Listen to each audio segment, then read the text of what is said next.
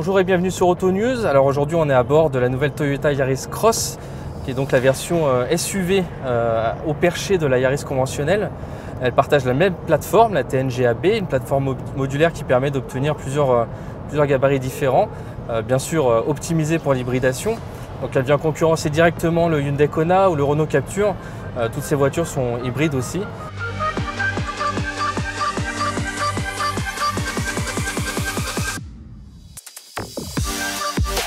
Alors en termes de gabarit, la Yaris Cross est juste en dessous le CHR. Ce qui est bien, c'est que chez Toyota, l'hybride, on connaît plutôt bien, on a beaucoup d'expérience là-dessus. D'ailleurs, elle bénéficie bien sûr de toutes les dernières évolutions. On est sur la 4e génération d'hybridation Toyota.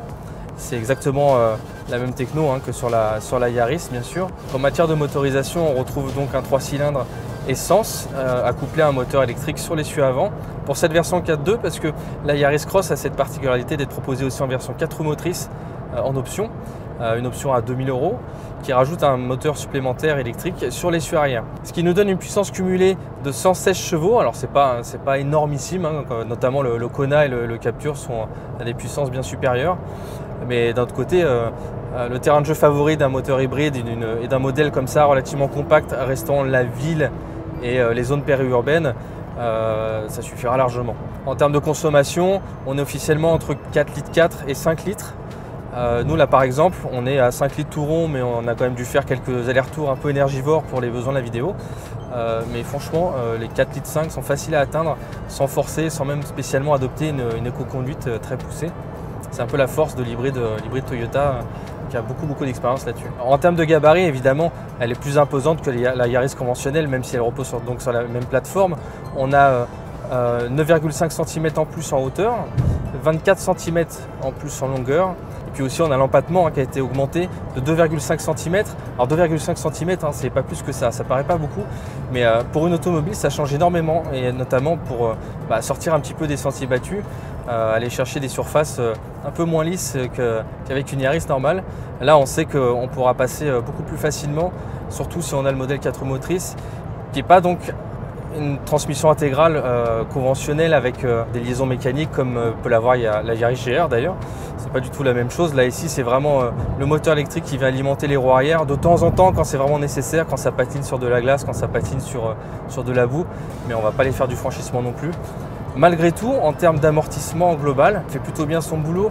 C'est un peu moins bon que les Françaises. Les Françaises sont toujours excellentissimes dans ce domaine en termes de compromis, mais on est dans le même ressenti qu'un Kona. C'est suffisamment doux pour passer tous les dos d'âne et les nids de poule en ville. Après, c'est vrai que ça tangue un petit peu, c'est un peu percutant parfois, mais ça fait le job. C'est pas une transmission intégrale à proprement parler, c'est quelque chose de beaucoup plus simple qui est capable de passer notamment le couple à 60% à l'arrière maxi. On n'aura jamais du 100%. Et de toute façon, l'électronique va faire en sorte de toujours repasser l'énergie sur le train avant au maximum, puisque c'est dans ces cas-là qu'on consommera le moins. C'est une transmission intégrale qui aidera simplement dans les cas de figure les plus compliqués sur surface glissante. On n'ira pas faire du franchissement sur les cailloux non plus. Alors ce qui est bien avec un véhicule comme ça de dernière génération, c'est qu'on a donc toutes les aides à la conduite et les assistances, tous les gadgets qui vont bien à bord. Et Toyota était assez généreux sur cette Yaris Cross. On a le Safety Sense qui est de série, qui regroupe notamment le régulateur de vitesse adaptatif, toutes les surveillances d'angle mort possibles et imaginables. Et Toyota a en plus bien fait évoluer le parc assist, qui était jusqu'à présent un peu une option, un peu un gadget. Ça marche jamais vraiment comme on veut. Si vous avez déjà eu l'occasion de tester ça, on a toujours tendance à gêner les gens derrière parce qu'il faut que la voiture mesure vraiment la bonne distance, il faut qu'elle soit vraiment dans les conditions idéales. Là, Toyota a vraiment travaillé le système, si bien qu'aujourd'hui, elle est même capable d'enregistrer, de mémoriser un stationnement qui n'est pas forcément marqué au sol. Donc c'est tout un jeu de réglage sur l'écran principal, et on pourra se garer finalement n'importe où.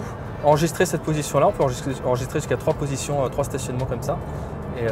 Et ça, c'est plutôt bluffant, d'autant plus qu'on gagne maintenant jusqu'à 7 secondes en temps de créneau par rapport à un concurrent, même premium. Ça, c'est plutôt bien joué. Alors, une autre singularité, c'est l'éclairage Matrix LED, qui est assez rare sur ce segment, pour ne pas dire inexistant. Ce système qui permet d'éviter d'éblouir les gens qui arrivent en face, d'éblouir les gens qu'on suit. Donc avec un système de LED qui s'allume et qui s'éteint de façon intelligente. Et ça, c'est plutôt une option très appréciable quand on roule souvent de nuit notamment, c'est assez efficace. Jusqu'à présent, on retrouvait ça principalement sur les compacts. Opel avait été assez précurseur là-dessus pour apporter ça chez les généralistes, alors que c'était réservé qu'au premium jusqu'à présent. Donc voilà, dans ce modèle-là, on a finalement pas mal d'options qui étaient jusqu'à présent réservées au segment supplémentaire, qui débarquent maintenant sur ce segment des SUV compacts. Alors il était temps que Toyota se mette à jour là-dessus.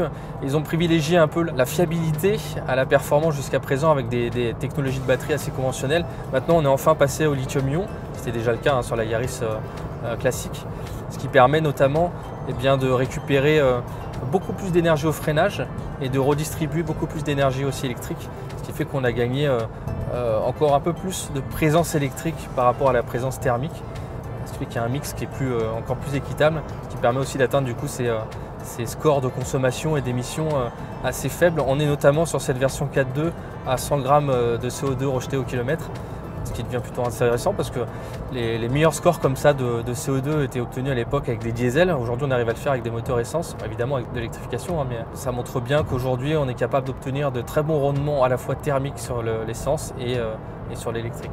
Parmi les nouveautés technologiques aussi bien agréables à bord de la Yaris Cross, c'est la mise à jour d'Android Auto et d'Apple CarPlay qui passe sans fil, donc on n'a plus besoin de brancher son câble et du coup c'est plus esthétique au niveau de la console centrale, même s'il faudra faire attention au niveau de recharge bien sûr. Par contre, pour les utilisateurs d'Android Auto, il y a une petite actu en ce moment. A priori, le système va disparaître pour être remplacé par le Google Assistant. Alors Google n'a pas trop annoncé encore de détails là-dessus, mais on peut imaginer qu'on va passer principalement sur de la commande vocale et non plus par une interface tactile. Pour l'instant, on ne sait pas trop. Alors, en habitabilité et en qualité perçue, bon, évidemment, on reste sur une petite auto. La Yaris n'a jamais excellé non plus en termes de qualité plastique, par exemple, surtout par rapport aux françaises, même si l'écart s'est quand même bien réduit. Donc, en espace à bord, à l'arrière, par exemple, on est plutôt correctement installé. Bien sûr, on ne fait pas de miracle dans un SUV compact, mais il y a suffisamment d'espace pour une personne de taille moyenne. En garde au toit, en tout cas, on a gagné par rapport à la Yaris normale. On n'a pas de banquette coulissante, c'est vrai que c'est toujours pratique sur des petits gabarits aussi de pouvoir vraiment aménager comme on veut l'espace arrière. Dans le coffre, on a 397 litres à disposition avec un double plancher, avec une très bonne idée, c'est des ceintures qui permettent d'harnacher par exemple un sac de course qui est un petit peu trop brinque-ballant, qui a tendance à se coucher dans le coffre. Ça, on peut bien le caler contre les passages de roues ou même un vélo. On peut même caler deux vélos en retirant la roue avant, en rabattant les sièges arrière et en utilisant justement ces ceintures qui viennent verrouiller les deux vélos. Ça, c'est quand même pas mal quand même sur un gabarit aussi compact. Donc en conclusion sur cet essai de Yaris Cross, elle est clairement dans l'air du temps, que ce soit en termes de design, que ce soit en termes d'équipement, d'aide à la conduite, de modernité. Et puis bien sûr, on profite de l'hybridation Toyota qui est si bien réputée.